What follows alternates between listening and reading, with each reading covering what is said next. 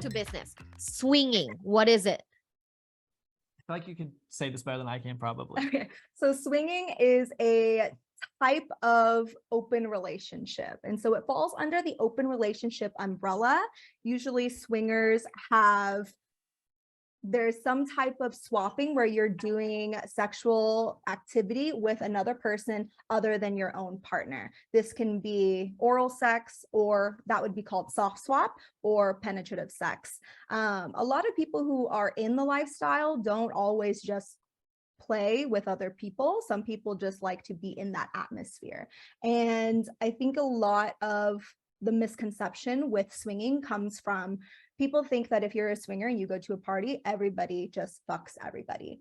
And that is not the case Like at all. Yeah. Swinging differs from polyamory in the sense that there's no romantic relationships with other people, but most swingers do, typically most couples do need some type of connection, emotional relationship in the aspect of a friendship or a trust, because you have to, I mean, you're trusting your partner and with another person. Yeah. So there has to be some type of, well, there doesn't have to be, but a majority of couples do need some type of extra connection rather than just plain physical for play to happen. Wow. Beautiful, beautiful description. So in this case, you guys are not polyam, you're swingers. Yes. You're not in any kind of emotional relationship with anybody else. Yeah. No romantic relationship. right. So we say like we're emotional relationships with people, but we view friendships as like there is emotion there, but it's never like a romantic thing. And so it's just a friendship. And like we have good friends, and like I love having like deep connections with people, but there's no more than just that friendship relationship. There's nothing romantic about them. Yeah. And we don't want that. Yeah. It's not something we're interested in, that we personally don't have the emotional, like capacity to do have that with another relationship. Yeah. Yes, exactly. Like we are each other's life partners. We've gone through everything together, and that's how we like it, and that's how we want it to be. Yeah. And we have a lot of friends who are poly, and it seems like amazing for them. So I mean, if it works for you, then I'm all here for people, like supporting people like that. But it just, for us, it just seems like too much. And I feel like we're so happy and so content with each other that bringing anything else just seems very difficult. Yeah. Yeah. Like it just hassle, doesn't and seem there's nothing fun for us about it. Yeah. So you guys are a married couple and you are relationally monogamous, but you're sexually non-monogamous. Exactly. Yes. Yeah. That's beautiful. What's the first benefit that came to mind? I go would say for it. how much connection it brings to us, just each other.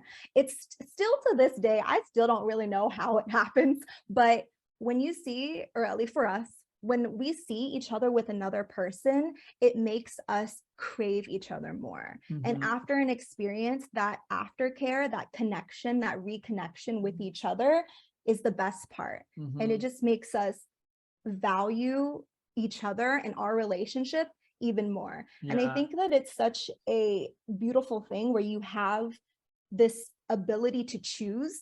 Because I mean, like either of us, we can go off with anybody, right. We have the, not freedom, because like that's part of our boundaries, like but an opportunity. We could leave each other, but we choose not to, even with all of this option that we have. Yeah. I find that so empowering. It is. Yeah. You're recommitting to each other every day.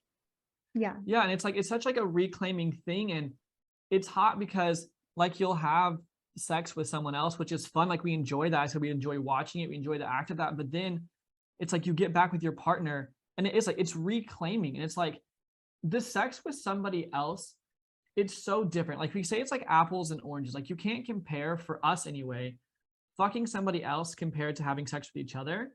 They're just not the same thing. Like there is no comparison there. And so after being with someone else, you come back to your partner and you have this loving connection sex that's just so different. And you just end up appreciating your partner so much more. Because like, wow, it reestablishes how special what we truly have is. And every time you have an experience, you just see it again and again. You're like, I'm just so thankful I have you.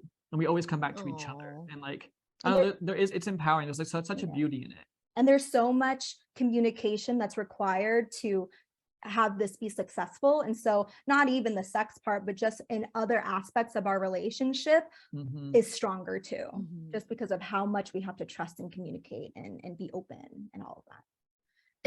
It sounds like you started off with already a great communicative relationship, and then you went into swinging.